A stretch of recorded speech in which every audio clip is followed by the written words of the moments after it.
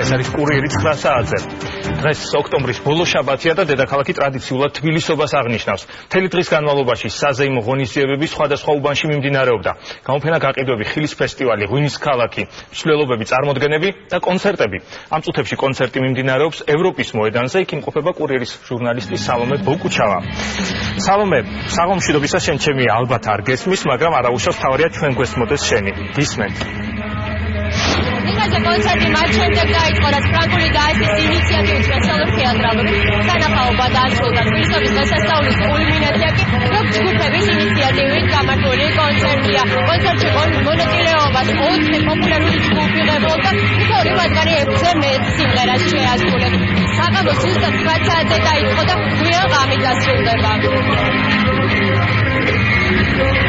ჩვენ გოგოები ვიქნებით და სადღაც 9 საათამდე გვაქვს დრო, ასე რომ 5-6 სიმღერა პირველად ვარ თბილისის პარკლებში ზოგადად და სიახლე არის ჯგუფისთვისაც და ვესწრებით რომ მსმენელისთვისაც დასამახსოვრებელი იყოს ჩვენი გამოსვლა. თავიდან ვაპირებთ 3 კონცერტის 3 სიმღერის დაკვრას.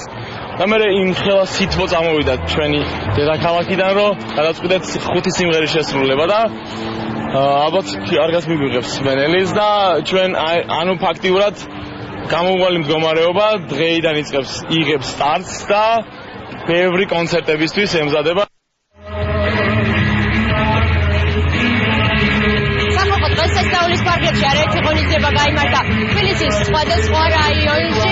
საქართველოში თბილისობის დღესასწაული ყოველი წლის ოქტომბრის ერთ-ერთ შაბათ კვირას იმართება. თბილისობა 35-ჯერ იმართება.